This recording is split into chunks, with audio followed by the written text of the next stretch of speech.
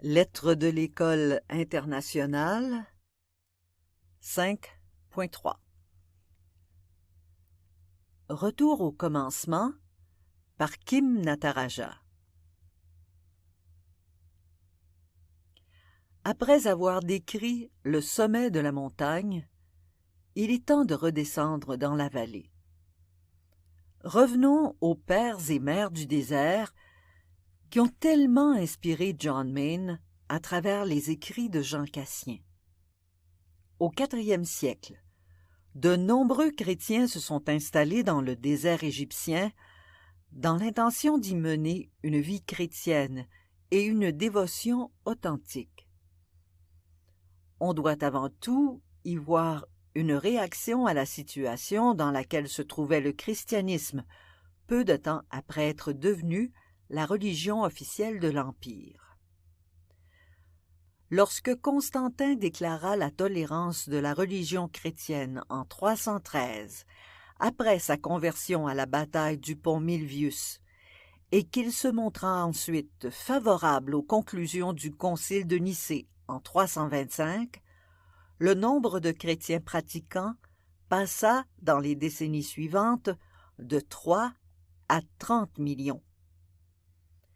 Il devint plutôt avantageux d'être chrétien, car Constantin versait de l'argent pour la construction d'églises et soutenait financièrement les évêques, ce qui a totalement changé le caractère de l'Église primitive. Saint Jean Chrysostome exprimait avec force sa consternation devant ce changement dans ses homélies à Éphèse. Des fléaux grouillant de méfaits indicibles se sont abattus sur les églises.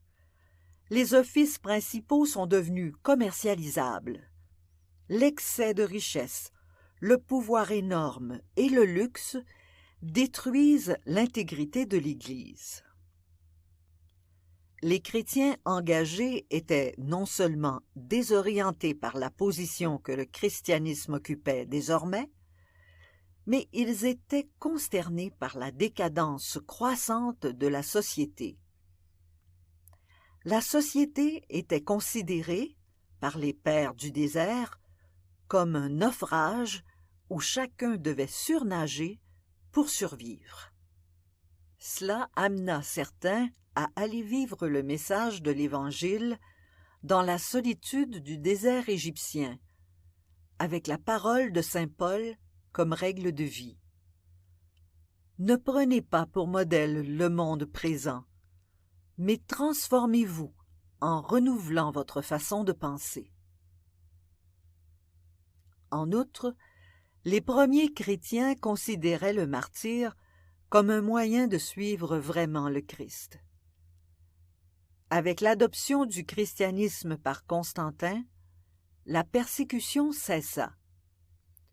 Ceux qui choisirent de se retirer au désert et de renoncer à tout ce qui était considéré comme essentiel dans la vie, la famille, le mariage, la propriété et une fonction active dans la société, y ont vu une forme alternative de martyr, un martyr blanc par opposition au martyr rouge des vrais martyrs.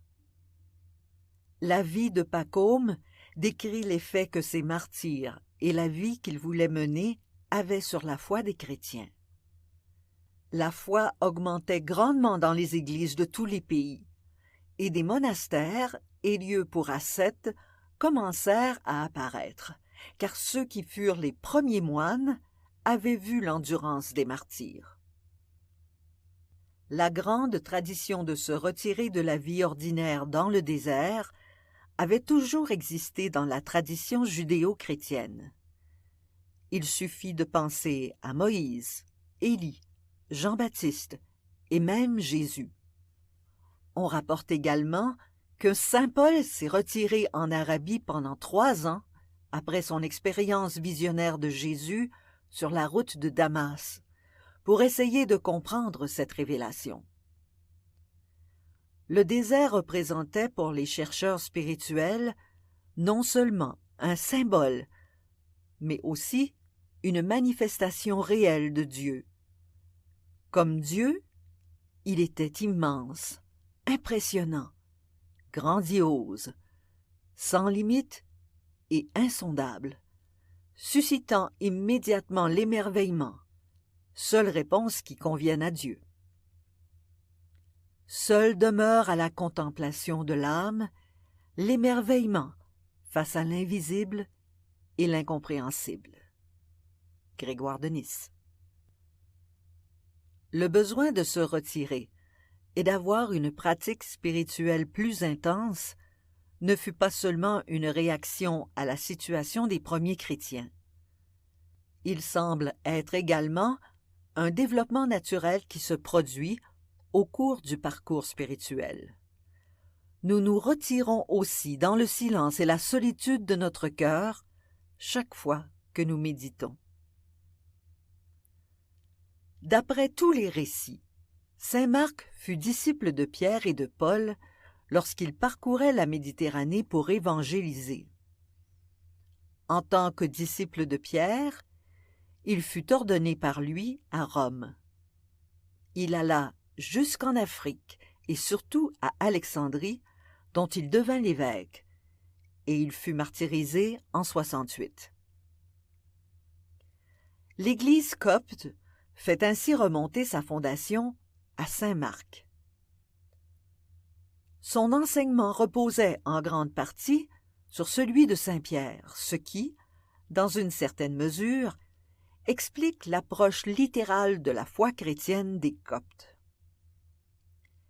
Les premiers ermites coptes du désert égyptien, au IVe siècle, étaient souvent analphabètes et acquirent oralement leurs connaissances bibliques. Nous sommes encore dans une culture à prédominance orale. Ils interprétaient littéralement l'Écriture et considéraient Dieu d'une manière tout à fait anthropomorphique. Beaucoup de moines instruits se sont rapidement joints à ces premiers moines coptes.